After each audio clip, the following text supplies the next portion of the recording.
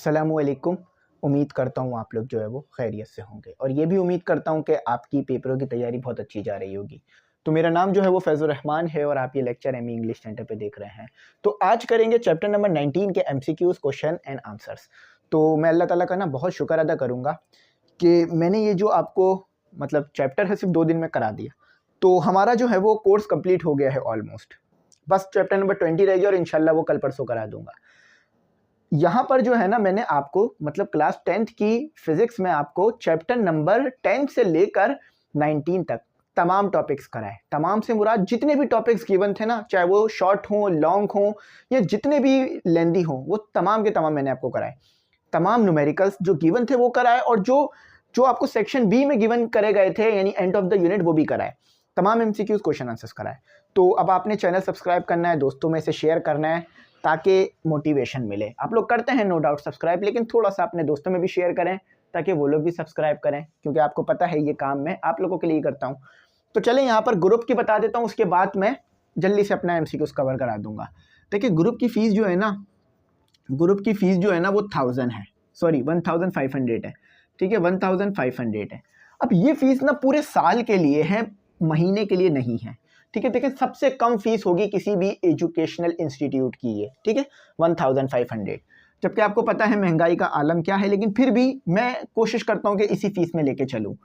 अच्छा, इसी में आपको तमाम lectures, notes, gas paper, model paper, PDF book का, प्रैक्टिकल बुक का और नोट्स जो मिलेंगे ना उसमें एमसीक्यूज, क्वेश्चन आंसर्स, न्यूमेरिकल्स, तमाम चीज़ें सॉल्व मिलेंगी। ठीक है, फ्री मिलेगा, हर कुछ फ्री मिलेगा। सिर्फ ये एक बार फीस देनी है, उसके बाद कोई और फीस नहीं है। कई 100 बच्चे, हज़ारों हमारे ग्रुप में ऐड हैं, तो आप लोग भी ऐड हो सकते हैं, कोई प्रॉब्लम नहीं है। लाइव लेक्चर, रिकॉर्डेड लेक्चर भी मिलेंगे और लेक्चर मिलेंगे आपको फिजिक्स के, मैथमेटिक्स के, इंग्लिश के। ठीक है, फिजिक्स हमारी जैसा कि आप देख सकते हैं बस कंप्लीट होने वाली है। अच्छा, और मैं आपको फर्स्ट ईयर भी पढ़ाऊंगा इंशाल्लाह। अब हमारे पास आ जाता है नोट्स। ठीक है, नोट्स की फ़ीस 500 है, जिसमें तमाम एमसीक्यूज, न्यूमेरिकल्स, क्वेश्चन आंसर्स और तमाम सब्जेक्ट के नोट्स मिलेंगे और तमाम चीज़ें उसमें सॉल्व हैं। और मार्केट में ये वाहिद नोट्स हैं पूरे सिंध में जिसमें तमाम एमसीक्यूज हमने सॉल्व करें, तमाम क्वेश्चन आंसर सॉल्व करें, तमाम न्यूमेरिकल सॉल्व करें। आप लेकर ये चेक कर सकते हैं। देखिए मैं जब कह रहा हूँ तो वाकई ही ये सॉल्व हैं और कई हज़ार कॉपियाँ पीडीएफ हम इसके सेल कर चुके हैं इन नोट्स के, तो आप इजीली बाय कर सकते हैं, कोई प्रॉब्लम नहीं होगी इंशाल्लाह। ठीक है, आ जाए आप जल्दी से अपने एमसीक्यूज की तरफ मूव कर जाते हैं। तो सबसे पहला एमसीक्यूज आपको क्या दिया हुआ है? सबसे पहला एमसीक्यूज आपको दिया हुआ है एच। देखिए एटॉमिक मास आप यहाँ भी लिख सकते हैं, अगर चाहें तो लेफ्ट हैंड भी लिख सकते हैं। ठीक है, तो यहाँ लिख लिया आपने, तो ये आपके पास आ गया। ये 2 है, 1 नहीं है। ठीक है, 3 नहीं है, 2 है। एंड एच जो है वो आपके पास 3 और 1। तो ये क्या है? सेम एलिमेंट है सेम एलिमेंट, लेकिन एटॉमिक नंबर तो सेम आ रहा है, क्योंकि देखो एटॉमिक नंबर के चेंज होने से एलिमेंट चेंज होता है ना। तो एटॉमिक नंबर तो दोनों में 1 1 आ रहा है, लेकिन एटॉमिक मास तब्दील आ रहा है। तो ये किस चीज की डेफिनेशन होती है कि एटॉमिक नंबर सेम आए, एटॉमिक मास चेंज हो? बिल्कुल सही जवाब दिया आपने और इस बात पर आपको मिलेंगे 1 नंबर। आप लोग लिख लीजिएगा अपने पास। तो वो होता है आइसोटोप्स। ठीक है, आइसोटोप्स जवाब दिया करें ताकि आप लोगों को ना प्रैक्टिस भी होती रहे। आइसोटोप्स की हमने डेफिनेशन पढ़ी थी कि उसके एटॉमिक नंबर यानी नंबर ऑफ प्रोटॉन सेम रहते हैं, लेकिन नंबर ऑफ न्यूट्रॉन या फिर एटॉमिक मास चेंज हो जाता है। ठीक है, तो ये आइसोटोप हो गया हमारे पास। दूसरा, the neutral atom of all the isotopes of the same element है। देखो एक न्यूट्रल एटम है यानी न्यूट्रल है, न्यूट्रल हुआ हुआ है, लेकिन उसके पास आइसोटोप्स मौजूद हैं। तो आइसोटोप्स के अंदर हम क्या चीज देखते हैं कि number of proton exact same आते हैं, है ना। हमने ये चीज देखी ना कि नंबर ऑफ प्रोटॉन्स जो हैं वो तब्दील नहीं होते हैं आइसोटोप्स में, वो हमेशा सेम आ रहे होते हैं। तो यहाँ लिख लीजिए एन एग्जैक्ट। तो मैं अल्लाह ताला का वैसे बहुत शुक्र अदा करता हूँ कि मैंने ये बुक जो है ना वो आपको कंप्लीट करा दी है ऑलमोस्ट। बस इंशाल्लाह 1-2 दिन और मुझे मिल जाए तो मैं ये बुक बस कंप्लीट कर दूंगा। जब ये बुक आई थी ना, तो मैंने, आपको याद होगा कि इसी दुआ से शुरू की थी कि अल्लाह ताला मुझे इतना हौसला दे, इतना हिम्मत दे और सेहत दे कि मैं ये आपको बुक कंप्लीट कराऊं। तो अब ये वक्त आ गया है कि मैं अल्लाह ताला का शुक्र अदा कर सकूं कि वाकई ही ये बुक कंप्लीट हो गई है। तो बहुत बड़ा एहसान है मेरे मालिक का मुझ पे कि मैंने ये बुक आपको कराई, तो मैं बहुत शुक्र अदा करता हूँ अपने रब का। ठीक है, तो ये हो गया हमारे पास 1 2, अभी तीसरा आ गया। Consider the species. ठीक है, ये एक स्पीशीज़ दी हुई है आपको, क्लोराइड है ये। 17 इसका एटॉमिक नंबर है, 35 इसका एटॉमिक मास है, एंड 17 इसका एटॉमिक नंबर है, 35 इसका एटॉमिक मास है। तो यानी ये क्या हो गई, ये आइसोटोप्स है क्लोरीन के। These species have the exact number of nucleons, the exact number of proton. तो देखो भाई, हमें सेफ पता चल रहा है कि एग्जैक्ट नंबर ऑफ प्रोटॉन आ रहे हैं, 17 इधर भी हैं 17 उधर भी हैं। तो ये आपको, ये होते हैं जगह नंबर ऑफ प्रोटॉन की, ये जगह होती है किसकी, एटॉमिक मास की या नंबर ऑफ न्यूक्लियॉन्स की। ठीक है, न्यूक्लियॉन्स की। तो इसका क्या जवाब आएगा, अच्छा इसका भी वही जवाब आएगा जो पीछे वाले का था, दा, बस दा आएगा इसमें, दा एग्जैक्ट नंबर ऑफ प्रोटॉन। क्या है ये नंबर ऑफ प्रोटॉन, बी है मेरे ख्याल से, हाँ ठीक है बी है। ठीक है, अच्छा यहाँ भी ऑफ आएगा, ये से ऑफ का इजाफा कर लीजिए, ये ग्रामेटिकल मिस्टेक है, ऑफ। अब 4 पे आ जाते हैं।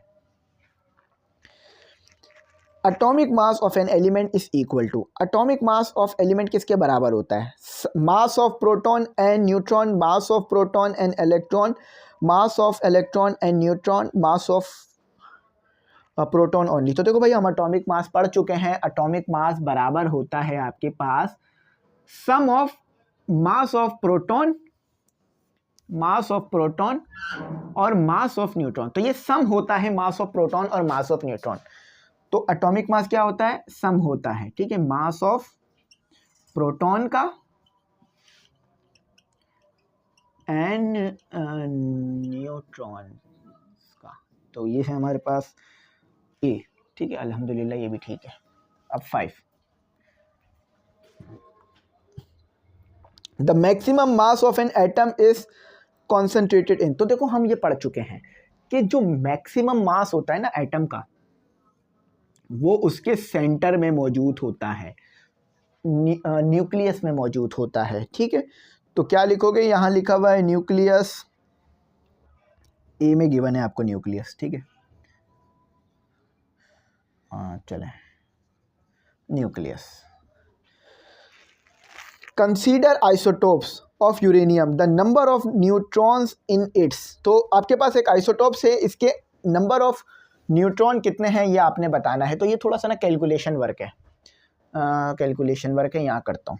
ठीक है, तो देखो भाई, ये होता है नंबर ऑफ न्यूट्रॉन, ये होता है नंबर ऑफ प्रोटॉन और ये होता है एटॉमिक मास। तो एटॉमिक मास ये आपको इस तरह गिवन है, यूरेनियम 237 192। तो अब आपने पहचानना है कि एटॉमिक मास क्या है और एटॉमिक नंबर क्या है। ठीक है, तो ये तो आपके पास एटॉमिक नंबर आ गया, यानी number of proton P, P लिख लो या जेड लिख लो, दोनों से लिख सकते हो आप। ठीक है, फॉर्मूले में जेड है तो इसलिए जेड लिख लो।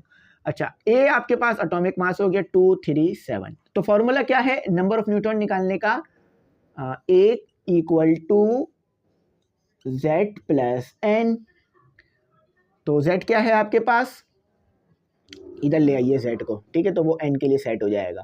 आई होप ये छोटा ना हो रहा हो काफ़ी। तो ये जेड के लिए सेट हो गया। अब आपके पास कितना दिया हुआ है, ए 237 माइनस 92। डायरेक्ट भी करा सकता था मैं, लेकिन मैंने कहा बेहतर ये है कि आपको ऐसे लिखवाऊँ। तो 145।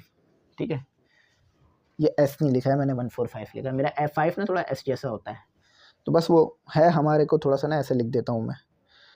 एक बार मैं ऐसे ना कैलकुलेट भी कर लेता हूँ।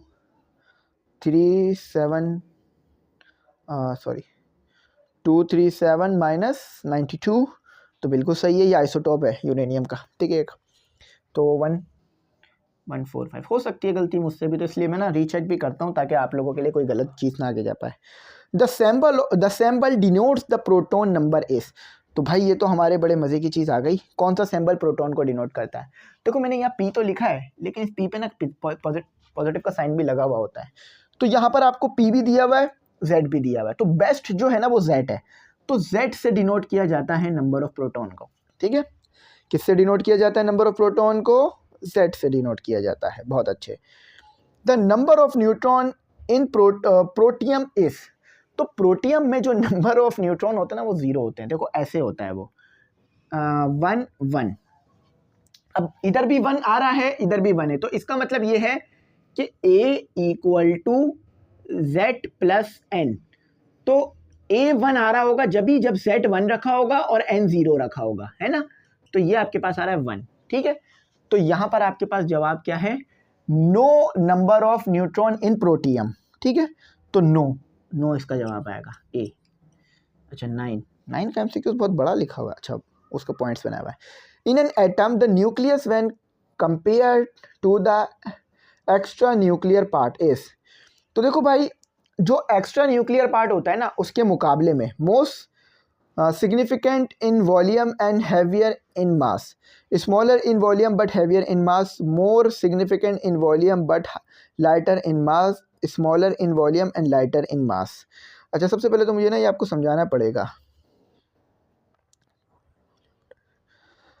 इन एन एटम, एक आपके पास एटम है, the nucleus when compare to the extra nuclear part. अच्छा, एक्स्ट्रा न्यूक्लियर पार्ट जो है मतलब न्यूक्लियर में जो इजाफी हिस्सा होता है, उधर आपके पास क्या चीज़ होती है। तो यहाँ पर इसका जो जवाब है वो है आपके पास smaller in volume but heavier in mass. यानी वॉल्यूम तो कम होता है, यानी न्यूक्लियर जो न्यूक्लियस होता है उसका वॉल्यूम तो कम होता है, वो छोटा होता है एटम में बहुत ज़्यादा, लेकिन उसके पास मास बहुत ज़्यादा होता है। याद रखना, किसी भी एटम में न्यूक्लियस होता तो बहुत छोटा सा है, मास बहुत ज़्यादा होता है। फॉर एग्जाम्पल आपके पास 1 किलो का वेट करने का एक बट्टा है, बट्टा कह लीजिए, यानी वो एक किलो वाला बट्टा होता है ना, वो है।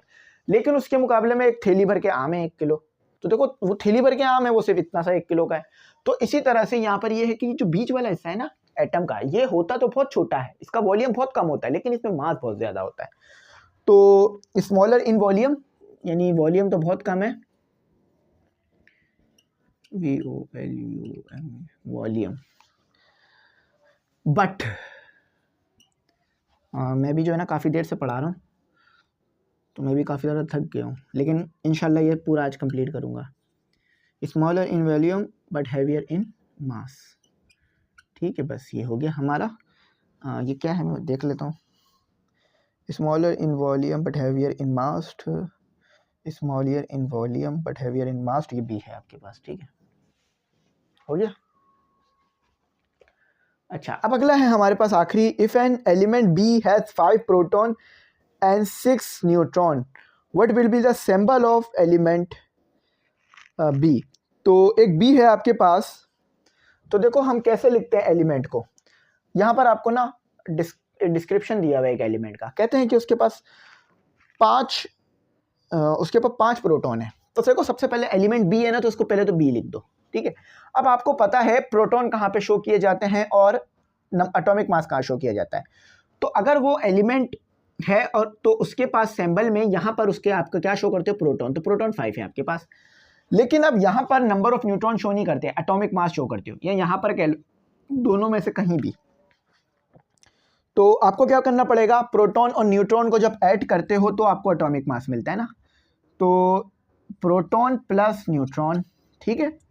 प्रोटॉन आप लोगों के पास कितने हैं, 6 हैं, बहुत अच्छी बात है, आपको पता, सॉरी 5 हैं, ये तो मुझसे भी गलती हो गई, ठीक है। और ये 6 हैं। केमिस्ट्री है ही ऐसी चीज़ कि मतलब बहुत ध्यान लगाना होता है इसमें। A इक्वल टू 11, तो यहाँ पे लिख लो, या चाहो तो ऐसे भी लिख सकते हो आप, B इक्वल टू 5 और 11। तो 10th का आपके पास जवाब आ रहा है 11 5, ठीक है भाई। आप लोग अच्छी तरह समझ गए, तो मैंने आप लोगों को ये बता दिया। अच्छा, यहाँ पर ना एक गड़बड़ है, वो गड़बड़ ये है कि इन्होंने जो सिंबल दिया है ना बी का, वो गलत है। 11 ऊपर जाएगा, 5 नीचे आएगा। हमेशा नंबर ऑफ प्रोटॉन जो है ना वो नीचे लिखे जाते हैं, या नंबर ऑफ प्रोटॉन ऊपर लिख दिए गए। तो ये सही है इसका, ठीक है, ये ऐसे लिखना। मैं इसको कुछ नहीं कह रहा कि ये बुक में नहीं गिवन है, ऐसे लिखा जाता है सही तरीके से, ठीक है। सही तरीका जो है ना मैंने जो लिखा है वो है, ठीक है। अच्छा, मैं एक बार देखता हूँ, प्रोटॉन 5 है ना, तो 5 लिखा है मैंने यहाँ, और न्यूट्रॉन 6 है, तो प्लस 11 हो गया आपके पास। तो ये लिख लीजिएगा, मैं इसे रिमूव करता हूँ, ठीक है। लिख लिया होगा आई होप आप लोगों ने, मैं इसे रिमूव करता हूँ।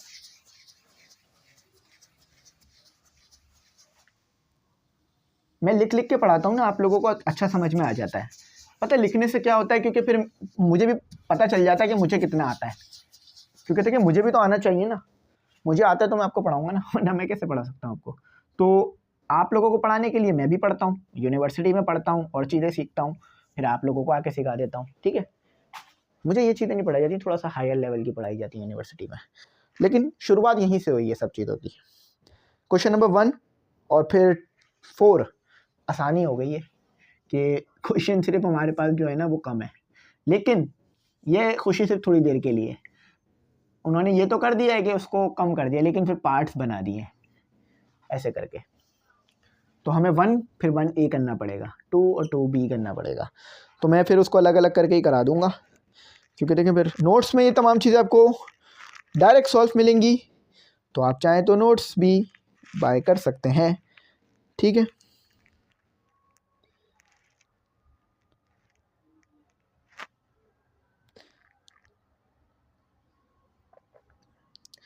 तो मैं यहाँ पर निकाल लेता हूँ, नोट्स ही निकाल लेता हूँ, जिससे मैं आपको करा देता हूँ। हाँ, ये आ गया मेरे पास, ये रहा नोट्स, ठीक है। तो ये देखो पूरा सॉल्व है, नोट्स के अंदर पूरा सॉल्व है, तमाम चीज़ें सॉल्व हैं, तमाम चैप्टर, तमाम क्वेश्चंस, तमाम न्यूमेरिकल्स, ये हमने ही लिखे हैं आप लोगों के लिए, आपकी आसानी के लिए।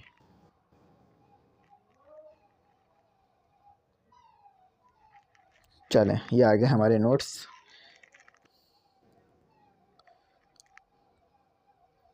अच्छा, सबसे पहला क्वेश्चन हमसे क्या करा जा रहा है, what particles are found in the nucleus of atom. ठीक है, पहला क्वेश्चन क्या है आपका कि कौन सा पार्टिकल जो है वो, मैं फिर पढ़ देता हूँ ताकि आप लोगों को अच्छी तरह समझ में आ जाए, ठीक है। कोशिश मेरी ये है कि आपको पूरा क्वेश्चन समझ में आए, फिर आप लोग इसका करें कि what particles are found in the nucleus of atom. तो न्यूक्लियस ऑफ एटम में कौन से पार्टिकल्स जो हैं वो मौजूद होते हैं, ये बताना है आपने। तो देखें, न्यूक्लियस में 2 पार्टिकल्स होते हैं, प्रोटॉन न्यूट्रॉन, पढ़ा चुका हूँ बहुत डिटेल में, ठीक है। तो ये इसका इतना ही जवाब था, जितना पूछा गया उतना ही बताएंगे, ज़्यादा हम नहीं बताएंगे क्योंकि हमें अपना जवाब एफिशिएंट रखना है। Describe the structure of an atom, atom का स्ट्रक्चर किस तरह का होता है ये बताएं। तो डायग्राम भी बनी हुई है, ये भी आपने बनानी है। The simple Rutherford atomic model give below figure below is often used to explain the basic structure of an atom. तो एटम का स्ट्रक्चर कुछ इस तरह का होता है कि उसके सेंटर में जो है ना न्यूक्लियस होता है। न्यूक्लियस में अभी हमने से पहले के जवाब में बताया कि प्रोटॉन और न्यूट्रॉन होते हैं और इर्द गिर्द इलेक्ट्रॉन होते हैं, और most of the part electron atom का खाली होता है, most of the part atom का खाली होता है, ठीक है। 90% से ज्यादा हिस्सा एटम का खाली होता है, ठीक है। The central hard core of an atom is the nucleus which is the small dense region consisting of closely packed proton and neutrons. तो ये पूरा जवाब लिखिएगा, ऐसा नहीं कि आधा लिख लें, ठीक है, पूरा लिखिएगा। अच्छा, अब आ जाते हैं पार्ट सी की तरफ। तो देखिए यहाँ हम जल्दी जल्दी करेंगे क्योंकि हमारा जो है ना, हम पढ़ चुके हैं पहले ही सब कुछ अच्छा तरीके से। तो अगर आपने नहीं पढ़ा तो पढ़िएगा ताकि ये आपको क्वेश्चन समझ में भी आ जाएंगे। How does the number of proton in a nucleus distinguish one element from the other. तो कैसे नंबर ऑफ प्रोटॉन जो है ना उसकी मदद से एक एलिमेंट को दूसरे एलिमेंट से मुख्तलिफ किया जाता है, ठीक है, ये बताते हैं।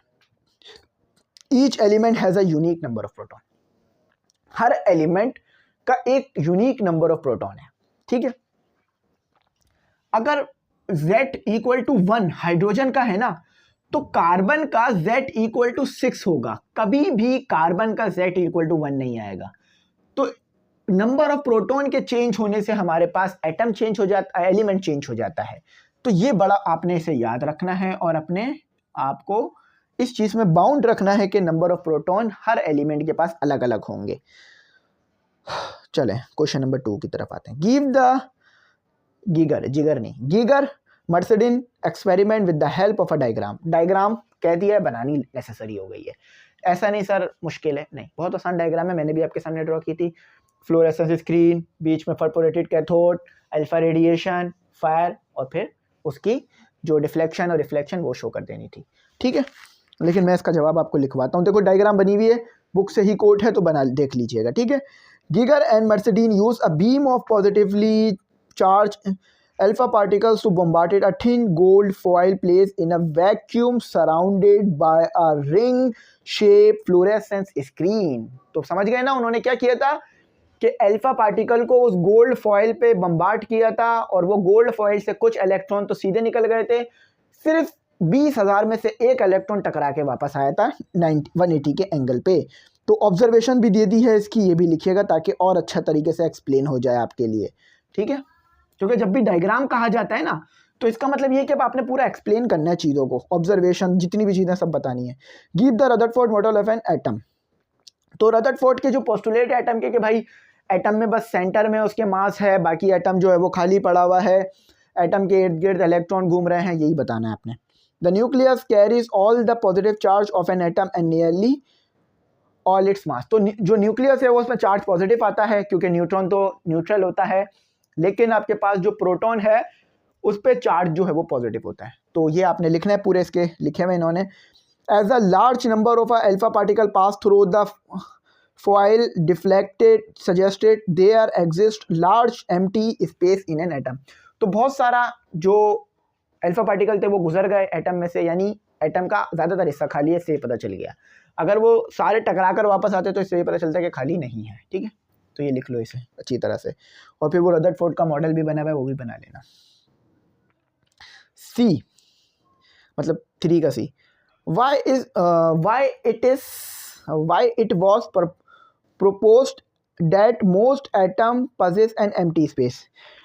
ये कैसे प्रपोज किया गया कि, यानी इसे कैसे साबित किया गया कि मोस्ट ऑफ द एटम जो है वो खाली है, ठीक है। Because the most of the alpha particles were not deflected in Geiger Marsden experiment. तो गिगर और मर्सिडीन ने जो एक्सपेरिमेंट किया था ना, उसमें ये देखा गया कि देखो ज़्यादातर तो जो अल्फा पार्टिकल्स हैं वो तो सीधे निकल गए।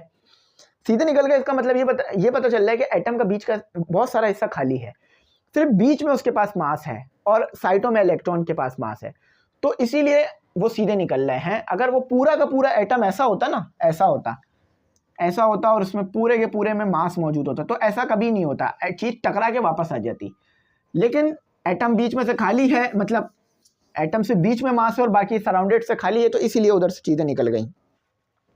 बहुत ज़बरदस्त एक्सपेरिमेंट, मतलब बहुत ज़बरदस्त स्टडी है ये चीज़, इस चीज़ में 3A। हाँ, ये इसका बी तक ही है, 3 का ना, ए बी है बस। Define atomic number. तो भाई एटॉमिक नंबर तो बहुत अच्छी तरह से डिफाइन किया था हम लोगों ने, ठीक है, कि the number of proton in the nucleus of an atom is called atomic number, ठीक है भाई। एटॉमिक नंबर क्या है आपके पास? एटॉमिक नंबर क्या है? Number of proton. ज़्यादा गया आप लोगों को? चलें, बहुत अच्छी बात है। Explain the symbolic representation of an atom of an element, give an example। अच्छा, सिम्बॉलिकली कैसे हम एटम को रिप्रेजेंट कर सकते हैं किसी खास एलिमेंट के। तो देखो, कोई भी एलिमेंट हो उसे हम एक्स एलिमेंट कह देते हैं, हमें नहीं पता। यहाँ पर हम ए लिखेंगे एटॉमिक मास और यहाँ हम लिखेंगे जेड एटॉमिक नंबर। तो इससे हम किसी भी एलिमेंट को लिख पाएंगे, जैसे कि कार्बन क्या 12 एटॉमिक मास और 6 एटॉमिक नंबर। हाइड्रोजन, ठीक है, 1 एटॉमिक नंबर 1 एटॉमिक मास, ठीक है, क्योंकि वो न्यूट्रॉन खाली होता है उसका, और 1 atomic number 1 atomic mass, neutron नहीं होता उसके पास, आइसोटोप नहीं है ये, फिर बता रहा हूँ, ये ड्यूट्रियम है, ठीक है, आइसोटोप है वो मैंने कह दिया नहीं है। The symbolic representation of an atom of an element, a nucleus is represented symbolically by x z a। मतलब यहाँ z और यहाँ पावर में a। कार्बन की एग्जाम्पल भी दे दी ताकि आप लोगों को समझ में आ जाए, ठीक है। लिखिएगा इसे पूरा ताकि आप लोगों को और अच्छा समझ में आए, और अल्हम्दुलिल्लाह समझ में आएगा। अभी मैंने काफ़ी इस पर टाइम दिया है आप लोगों को। What is the isotopes? Isotopes क्या होते हैं? आइसोटोप्स, सिंपल आइसोटोप की डेफिनेशन लिखें। आइसोटोप्स हमारे पास एक एलिमेंट के मुख्तलिफ स्पीशीज़ होते हैं जिसमें एटॉमिक नंबर तो सेम रहता है मगर एटॉमिक मास तब्दील हो जाता है, या नंबर ऑफ प्रोटॉन सेम रहता है और आपके पास तब्दील क्या हो जाता है? एटॉमिक आपके पास तब्दील हो जाता है neutrons. 2 or more species of atom of an element, ठीक है, एक ही एलिमेंट मुख्तलिफ चीज़ों में मुख्तलिफ फॉर्म में पाया जा रहा है with the same atomic number but have different atomic mass are called isotopes. चलो बी आ जाए तो इसके बी करते हैं। इसमें बहुत कम क्वेश्चन है क्योंकि बहुत छोटा टॉपिक था ना ये, इसलिए हर बुक में ना एक चैप्टर बहुत छोटा रखा जाता है ताकि बच्चों का ना पढ़ाई में ध्यान आए। Explain the isotope with an example. Isotopes explain करिएगा लेकिन विद एग्जाम्पल, ठीक है, एग्जाम्पल्स भी दीजिएगा। तो इसका जवाब ऐसे है कुछ, 2 or more species of atom element with the same atomic number but have the different atomic masses are called isotopes. Hydrogen atom के आइसोटोप्स बताए हैं। मैंने आइसोटोप्स पढ़ाया था, उसमें देखो लिखो isotopes Amy English Centre video मिल जाएगी, उसमें ये पूरा चार्ट एक्सप्लेन किया था। नंबर ऑफ प्रोटॉन सब में सेम आ रहा है, नंबर ऑफ न्यूट्रॉन जो है वो फ़र्क है और एटॉमिक मास का फ़र्क आ रहा है, ठीक है। तो अब देखिएगा इसे सी करते हैं। Why are the chemical properties of an element different? Isotopes identical. अच्छा, why are the chemical properties of an element different? Isotopes identical. तो क्यों केमिकल प्रॉपर्टीज जो है वो सेम रहती हैं, मुख्तलिफ। देखो यहाँ पे बोला आइडेंटिकल, डिफरेंट एलिमेंट है, डिफरेंट एलिमेंट आइसोटोप मतलब डिफरेंट आइसोटोप्स हैं एलिमेंट के, डिफरेंट आइसोटोप है एलिमेंट का, लेकिन उनकी जो है वो प्रॉपर्टीज केमिकल प्रॉपर्टीज आइडेंटिकल है। क्योंकि नंबर ऑफ प्रोटॉन सेम रहते हैं, तो केमिकल प्रॉपर्टी चेंज नहीं होती। आइसोटोप में सिर्फ फिजिकल प्रॉपर्टी चेंज होती है, यानी colour, melting point, boiling point change होता है, ठीक है। List the physical properties of D आखिरी, list the physical properties of different isotopes of an element are the differents. मैं फिर पढ़ता हूँ, list the physical properties of different isotopes of an element there that are different. तो आपने ना मुख्तलिफ किस्म के आइसोटोप्स लिखने हैं यहाँ पर, ठीक है। मुख्तलिफ किस्म के आइसोटोप्स आपने यहाँ पर गिवन कर देने हैं। तो देखो प्रोटियम लिख दिया गया है, यहाँ पर इसका सी का जवाब है सेल्फ क्वेश्चन, ठीक है। तो यहाँ पर इसका मौजूद है डी का जवाब द लिस्ट, ठीक है। अच्छा, जो सी का जवाब था वो आपने लिख लिया होगा I hope, because different isotopes have the same number of proton and neutron, ठीक है। सी का जवाब ये था। अब डी का जवाब है list the physical properties of different isotopes of an element that are difference. Mass उनमें डिफरेंस होता है, सरफेस एरिया डिफरेंस होता है, वॉल्यूम डिफरेंस होता है, डेंसिटी डिफरेंस होती है, ठीक है। तो ये इसका लिखना फिजिकल प्रॉपर्टी, यानी कौन कौन सी फिजिकल प्रॉपर्टी चेंज होती है, किस तरह की फिजिकल प्रॉपर्टीज चेंज होती है आइसोटोप्स में। तो सरफेस एरिया, मास और इसी तरह से डेंसिटी में फ़र्क आता है, बॉइलिंग पॉइंट, मेल्टिंग पॉइंट में भी फिर फ़र्क आ जाता है। तो आई होप आपको समझ में आ गया होगा। ज़्यादा लंबा लेक्चर नहीं है, ये छोटा सा लेक्चर था क्योंकि इसमें कम क्वेश्चंस थे ना, इसलिए 4 हैं और 4 के भी पार्ट बने हुए थे, तो समझ लो 10-12 क्वेश्चंस थे इसमें, फिर भी अच्छे खासे। लेकिन मैंने समझा दिए, तो लिख लीजिएगा इसे, आपको बहुत हेल्प रहेगी। इंशाल्लाह आने वाले वक्तों में मैं और भी क्वेश्चंस आपको कराऊंगा और बस चैप्टर ये बुक कंप्लीट हो जाएगी। लेकिन इस बुक का कंप्लीट होने का मतलब ये नहीं है कि पढ़ना नहीं है, इसको रिवीजन नहीं करना, मैंने भी पढ़ना है, आपने भी पढ़ना है, ताकि इससे हम और सीख सकें। Thanks for watching. अल्लाह हाफिज़। अपनी कीमती दुआओं में ज़रूर याद